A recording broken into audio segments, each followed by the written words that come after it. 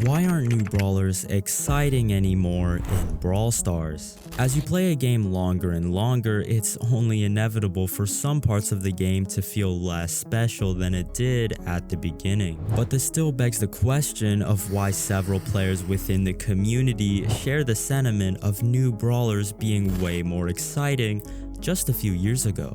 Today, I'll be discussing my 3 ideas on why brawler hype has been declining throughout the years, both when unlocking them and when they're released, and how this puts Supercell in a deathly troubling dilemma everyone is experiencing, whether they realize it or not.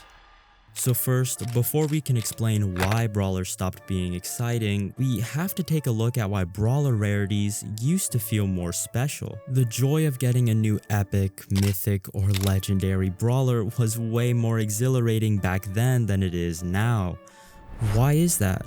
To uncover the first of many reasons, we're going back to before the end of 2022, when brawl boxes were your main resource for unlocking new brawlers. For most of its history, these were your drop chances for all the rewards in a single brawl box. Isolating just the brawler rarities, we can get into the nitty-gritty of just how special new brawlers were to a player. Brawl Stars did have a form of pity system, which basically meant every 30 draws, your luck value for getting new brawlers would increase by a small percent. Conversely, when you unlocked a new brawler, your luck value for getting new brawlers decreased. For simplicity's sake, we'll ignore this luck system just to get a general vibe for how rare these brawlers were at the time. Using this geometric equation, we can figure out just how many brawl boxes it took to have at least a 50% chance of unlocking a new brawler of a certain rarity. For mythics, it took over 250,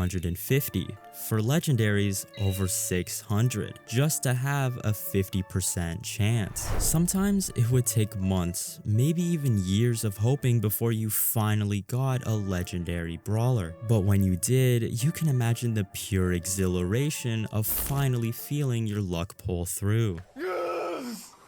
Yes! Oh man! I can speak from first-hand experience that unlocking a new brawler, especially mythics and legendaries, was an unparalleled level of hype compared to most things the game offered. This is how Brawl Stars used to leverage chance to build brawler hype. Because when Supercell announced the new brawler at Brawl Talk, you bet the dedicated portion of the community had already saved up brawl boxes for it. There was this exciting rush of farming and grinding brawl boxes to unlock the new brawler, increasing community engagement with each new brawler release and promoting hype for every update. This was an experience we would take for granted and would happen for the last time with Buster's release on November 7th, 2022, just prior an update that would change the way new brawlers were perceived forever. On December 12th, 2022, Star Road was released, replacing brawl boxes as your primary method of obtaining new brawlers. Unlike the previous system, where fortunate players could get legendaries week 1 and unfortunate players could wait for months, the Star Road allowed a fair and stable progression experience for each player. So, what's the problem? Well, while the Star Road did eliminate the frustrating elements of brawl boxes, it also diminished the exciting elements of brawl boxes too. Even though higher rarity brawlers cost more credits so they could still feel special, this change removed a bit of their status. Legendary and mythic brawlers were no longer these elusive characters you were pleasantly surprised to unlock. With this new system, all legendary and mythic brawlers felt like were brawlers who took a lot of time to get. Brawl boxes technically did this too, but it felt different.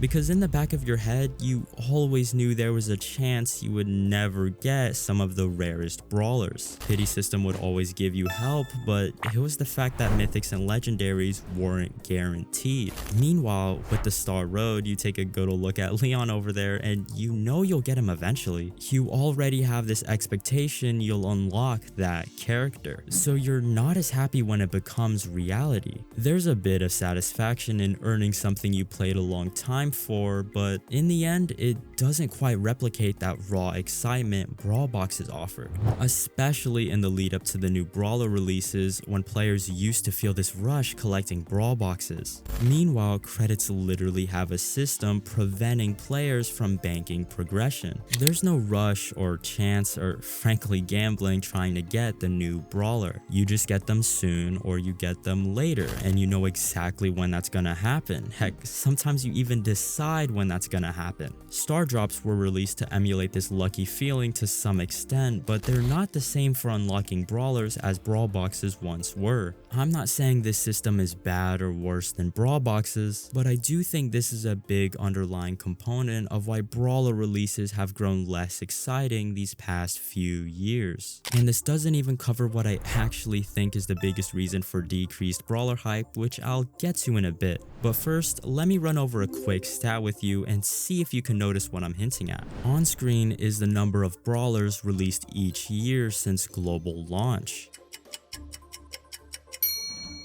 You notice it too, right? It stayed the same for the past 5 years. Supercell is releasing as many brawlers into the game as they were when Brawl Stars was just launching globally. Even as we approach 100 brawlers in the game as of summer 2025, Supercell just keeps rolling.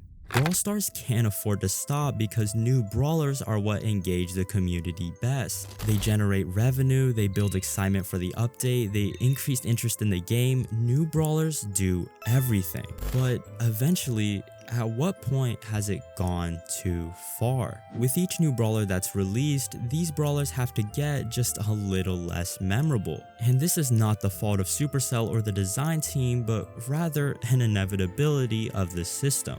Here's an example. How could a brawler like Lumi stand to be as iconic of a brawler as Mortis? She can't.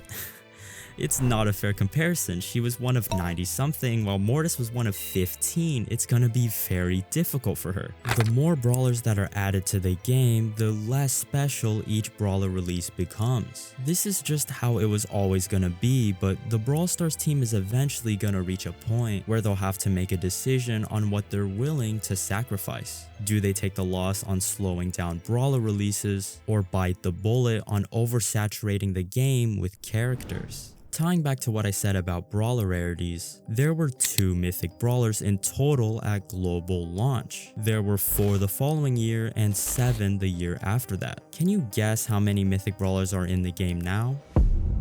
33.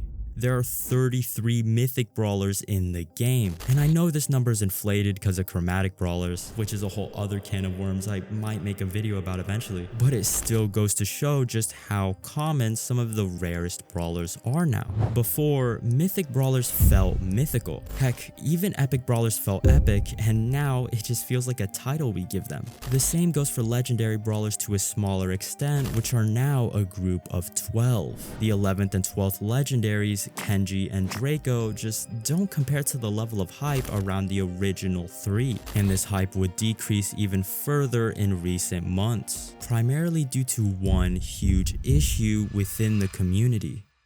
Kit is undeniably broken. I mean, Charlie is so good. Kenji is indeed very good. Lily was the best brawler in the game during my last tier list. Apparently he's more broken than Kid, so... Ali is broken. If you don't have Ali on your team, you're losing. Several overpowered brawler releases have made their way into the game, starting all the way back since the beginning of the game in all honesty. There are always going to be balancing mistakes, and while sometimes this would create frustrations in the community, I feel that most were usually pretty forgiving. At a time, Brawl Stars had a nearly flawless track record of listening to community feedback, and it never felt like Supercell was purposefully exploiting the player base. But then we got Charlie, then Kit, then Larry and Laurie and Mo and Kenji, and all these brawlers who had to be instantly nerfed right after they were released. Supercell needed new brawlers to be on the stronger side to develop hype for the update. After all, who would get excited over new brawlers who are average to mediocre in the meta? When you're trying to make brawlers really strong, however, you're bound to have cases where brawlers take it too far, bordering on overpowered and broken, causing community outrage. This wasn't helped by the fact that Supercell had begun implementing a new method of monetizing their game, one that would cause distrust in the player base that would loom over the community for months on end. Early access. You can imagine how bad of a look it was to release a brawler that was clearly overpowered and offer it early for $25. Then, when early access was over and free-to-play players could realistically get their hands on the brawler, they were already nerfed. Eventually, the community got fatigued. We got more skeptical of new brawler releases because of the precedent set by these repeated mistakes. This had all been culminating over months and months and would eventually climax once we saw the brawl talk of a very special brawler. The release of Kaze as an ultra-legendary brawler has led to a very poor community response from a lot of long-time players. With fatigue and skepticism at an all-time high, the last thing most of the dedicated player base wanted to see was another brawler that looked really strong again, was under a new rarity, and costed $50 is crazy work. Kaze wasn't as broken as a lot of people thought she would be, but this still wasn't good for community morale. Sure, an ultra-legendary brawler does solve the issue of the highest rarity brawlers not feeling special enough, but at the same time, what free-to-play player wants to farm 5,500 credits for just one brawler? Brawl boxes had the advantage of out of sight, out of mind. You never expected a brawler from each brawl box, so whenever you got one, it felt really good. Even if you did have a long journey ahead of you unlocking the next brawler, you just didn't see it. It wasn't as obvious to you how slow progression was. Meanwhile, Star Road acts as a constant reminder of just how far away you are. Free-to-play players aren't gonna be as hyped for ultra-legendary brawler releases because they see the grind that awaits them when it's time to start unlocking. They won't even have access to the new content for a while, not even close. At that point in the Star Road, they might even get the thought they'd rather be unlocking an epic or mythic brawler since it wouldn't take so long. This is the worst situation for building hype for legendary and eventually ultra legendary brawlers, when legendaries stop feeling legendary. But Saver, brawlers nowadays are so much more complex than they used to be. Shouldn't that make them more special? Well, let's put it this way. What makes a new brawler's mechanics truly memorable? Take an OG brawler for example like Leon. Leon can go invisible. That was his trait exclusive to him. You weren't quick to forget Leon existed since he had a clear theme.